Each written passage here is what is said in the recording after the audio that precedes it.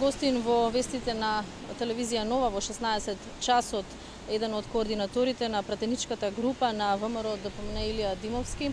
Господин Димовски, помалку тензична атмосфера вчера во собранието му забележавте на спикерот Џафери затоа што го повика обезбедувањето. Беше приморан да го стори тоа или пак да си даде на значење? Не беше приморан воопшто да го стори тоа, заради тоа што умешноста на раководењето со пленумот е да најдете баланс помеѓу различните групи. Доколку се повикува обезбедувањето во секоја таква прилика, а тој веќе често го прави тоа покажува немање личен капацитет или, јас велам тоа, немирен дух. Малце повеќе нервоза и малце повеќе офицерско однесување. Тоа не е прифатливо за парламентарна демократија. Мислам дека господинот Џафери уведе својата грешка и дека ќе внимава во иднина како ќе се однесува во таа смисла. Тој има деловник за работа, исто како и ние. Ние имаме обврска да го почитуваме деловникот, но и тој има обврска да го почитува деловникот. Нема кој што сака, има правила за игра. Тие правила дозволуваат голем степен на демократија и голем степен на отвореност на парламентарната дебата, но тоа не е случајно. Тоа е така заради тоа што ако во овој дом не се зборува, ако таму нема слобода да се каже она што се мисли, каде би имало? Тогаш најмалку граѓаните ќе имаат слобода да го зборуваат она што го мислат да го зборуваат. А еве неколку дена барате да се сопре дебатата по повод разрешувањето на државниот обвинител Марко Зврлевски, се повикувате на член од изборниот законник, истовремено поднесувате и неколку интерпелации за министри од новата влада. Која е разликата?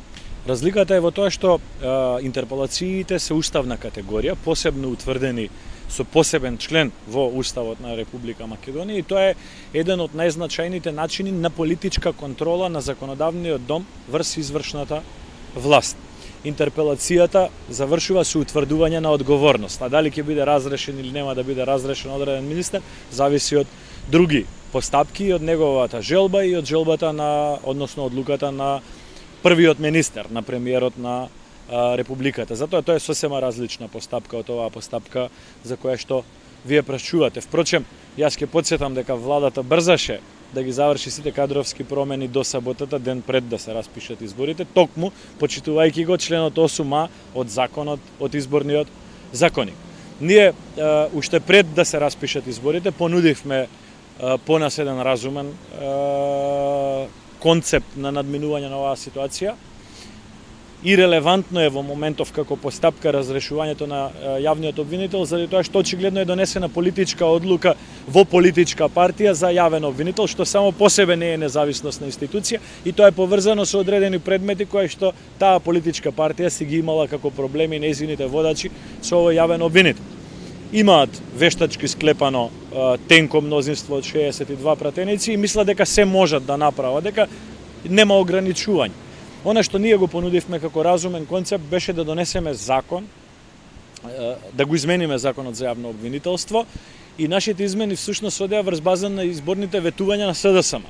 СДСМ она што го ветуваше дека ќе го тера како концепт за начин на кој што ќе се бира јавниот обвинител, да го изгласа во закон пред да се разреши овој јавен обвинител.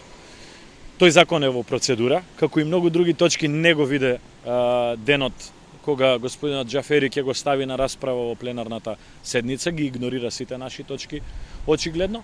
Добро е да се донесе тој закон пред да се разреши господинот Марко Зврлевски.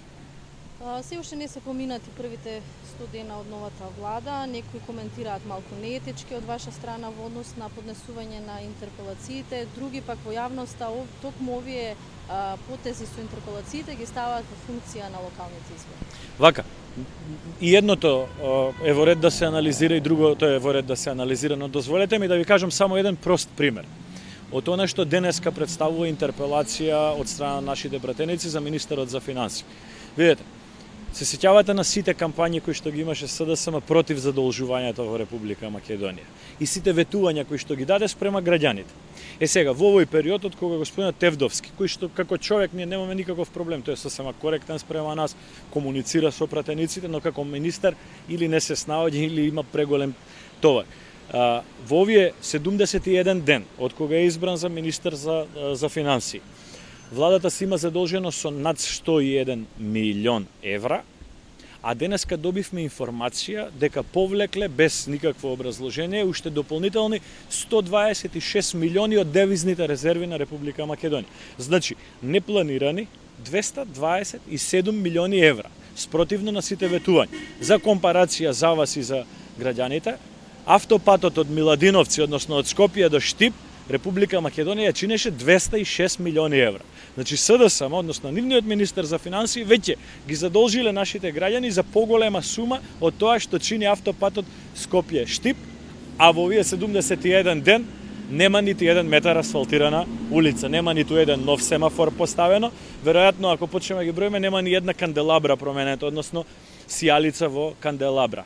Тоа е фрапантното во однесувањето. Може би личи фрапантно што прв пат толку рано се поднесуваат интерпелации, но фрапантно беше и да не се реагира на пожарите. 2 недели ниту еден човек од владата и од ниту една единствена институција не отиде во поречието да учествува во било какво организирано гасење на пожарот кој што зафати огромен дел од поречието. Зар тоа е прифатливо и разумно? Не е прифатливо. Тоа е тие фрапантни моменти на кои што ние реагираме или ќе реагираме. Министерката за труд и социјална политика спротивно на волјата на 95%, на 99% од граѓаните веројатно, си ја тера националната стратегија за интеграција на мигранти во која што се предвидува не знам колку десетици илјади мигранти да прими Македонија, да се градат станови, да се делат државјанства, да се интегрираат во градинки, во образование, социјална помош, спротивно на волјата на граѓаните. Дрско помалку, арогантно помалку и фрапантно најмногу. Ако на некој му личат нашите реакции фрапантни, во смисла на брзината на поднесените интерпелации, тоа е само последица на однесувањето на владата. Ова сме веќе кај теренот и локалните избори. Кажете ми дали веќе се познати имињата во партијата ВМРО-ДПМН за кандидати за градоначалници? Дали старите ќе натежнат и овој пат според вас со новите имиња? Значи, има уште еден месец до моментот кога официјално треба да се знаат кандидатите кои што ќе истрчаме и ние и другите партии на локалните избори. Во моментот се прават анализи, секако, но не сме дојдени во фаза на носење на било какви одлуки. Се уште има доволно време до донесувањето на тие одлуки. Секако, битно е кандидатите кои што ќе бидат предложени да гарантираат пред сопствените граѓани дека ќе ги реализираат проектите педантно, онака како што ВМРО-ДПМН е препознатлив, во смисла на изградба на инфраструктура потребна за граѓаните, но исто така е многу значајно да упатиме порака дека во тие кандидати ќе бидат луѓе кои што ќе знаат да се спротивстават на генералните политики на оваа влада кои што се на штета на македонскиот народ, на сите граѓани на државата и на самата држава.